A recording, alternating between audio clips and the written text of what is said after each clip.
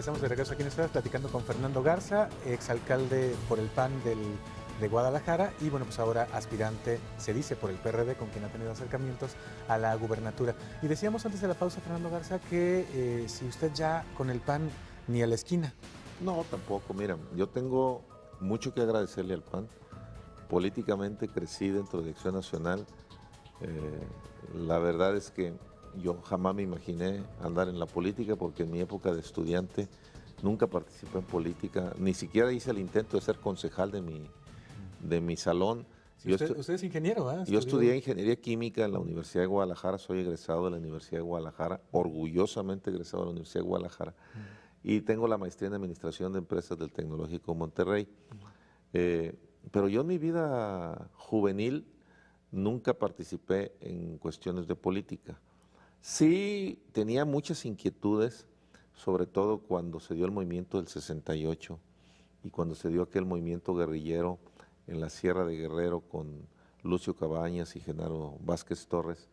Yo era un asiduo lector de una revista de izquierda que escribían unos reporteros yucatecos, los hermanos Menéndez, si mal no me acuerdo, que después salieron exiliados a Cuba, y donde seguíamos semana a semana las aventuras o nos narraban lo que estaban haciendo los dos cabecillas de la guerrilla más importante que había en aquel entonces. Y la verdad que simpatizamos con el movimiento del 68, aunque aquí en Guadalajara la verdad es que no prendió, porque el gobierno del estado, entonces encabezado por Francisco Medina Ascencio, le puso grilletes, y la verdad es que la dirigencia estudiantil en aquel entonces estaba muy sujeta a la voluntad de la autoridad en turno de la universidad, del rector.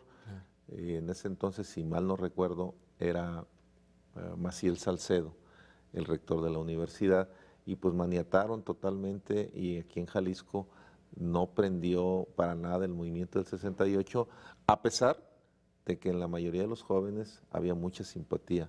Por eso yo recuerdo que lo comentábamos en la universidad, yo estaba en segundo año de la carrera.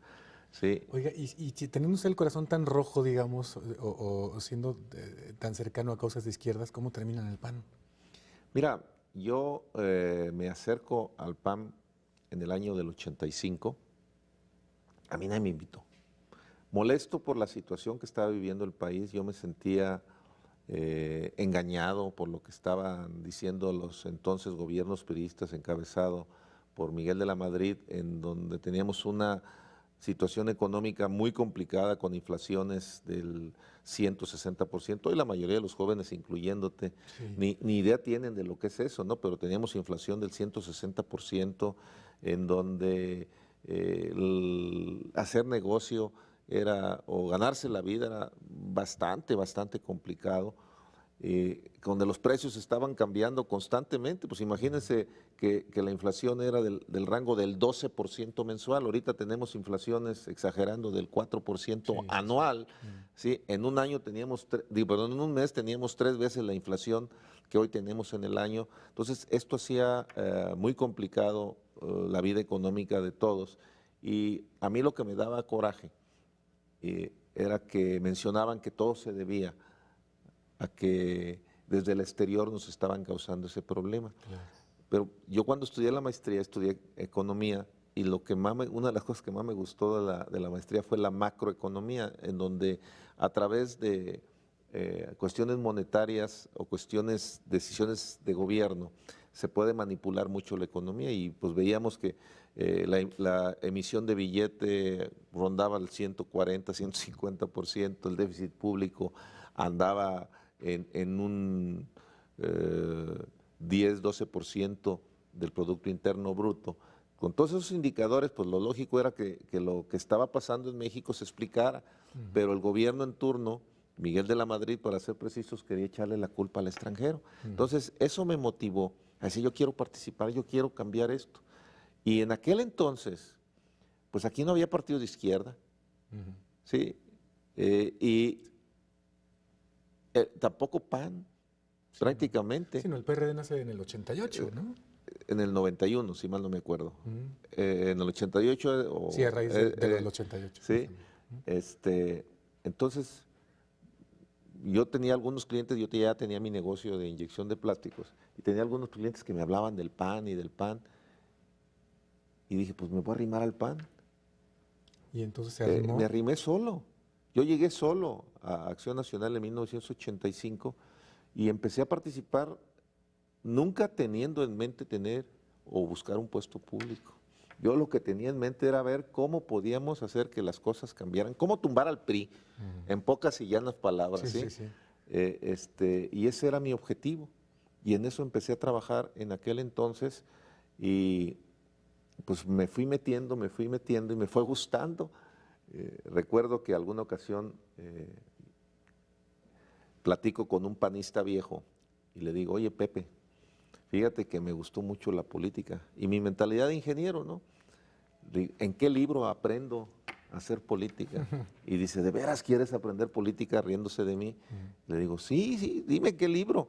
Y me dice, mira, la única manera de aprender a hacer política es haciendo política. De esto no hay libro porque tú tienes que tratar diario con seres humanos y la manera en que tú te enseñes a manejar seres humanos, pues vas a ir aprendiendo o enseñándote a hacer política. Y aprendió también que llegó a ser, insisto, alcalde de Guadalajara y a considerarse uno de los grupos importantes dentro del Partido de Acción Nacional en términos de movilización de personas. Mira, yo tengo un dicho que Diosito ayuda a los que trabajamos, diciéndole a uno Diosito, y perdón por el ejemplo, que se acuerde que uno es medio tonto, ¿no? Y que le eche la mano en el día siempre y cuando uno haga su tarea. Esto no es milagro, esto es cuestión de trabajo.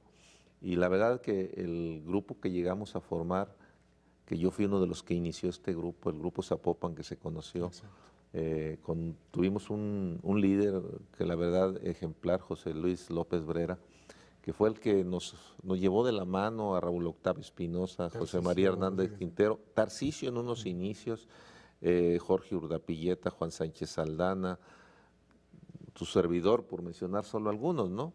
Y todos crecimos bajo su sombra, bajo su dirección, porque la verdad es que yo no conocía nada de política. Sigo sin conocer mucho, ¿verdad? Pero finalmente con sus consejos, con su tutela, con su hacerlo a uno crecer sin buscar el nada a cambio, fue lo que en su momento hizo fuerte a este equipo y tan fuerte que nos permitió impulsar la candidatura de Alberto Cárdenas a la gobernatura, primero al interior del partido y después la constitucional. Y yo menciono que cuando iniciamos la campaña de Alberto éramos 10 locos que pensábamos que era factible. Sí, que todo el mundo se reía, ¿no? Decían, y con ese candidato, Yo recuerdo que Manuel Falcón, el caricaturista, sí. yo tengo amistad con Manuel, me reclamó, dice, oye, yo no los entiendo, panistas idiotas, dice, ¿por qué si tenían un candidato como Gabriel Jiménez Remus sacan a este señor que viene del rancho, que viene de un municipio que no tiene relevancia? Bueno, pero tiene carisma, tiene ganas de hacer las cosas, hizo bien las cosas en Ciudad Guzmán, ¿por qué no impulsarlo? Y finalmente pues tuvimos la suerte de ganar adentro y de ganar afuera. Obviamente hubo una coyuntura que ayudó bastante, la cuestión de las explosiones del 22 de abril del 92, la cuestión del error de aquel de diciembre con Ernesto Zedillo cuando el peso se devaluó de un golpe 70-80% y se disparó la inflación de una manera muy grande, pero el carisma de Alberto, la campaña que se hizo, el que se recorrieron casi 30,000 kilómetros en 3 meses, pues todo eso ayudó para que hubiera un triunfo tan contundente como es. El hastío en contra del PRI también. Sí. Y déjame hacer una pausa y qué bueno que menciona la palabra hastío, porque justamente ahora se dice que el escenario que llevó a Acción Nacional al poder porque estaba la gente harta del PRI, está sucediendo, pero porque la gente está harta del PAN. Vamos a una pausa, después de la pausa seguimos platicando acerca de la actualidad política y del futuro para Fernando Garza.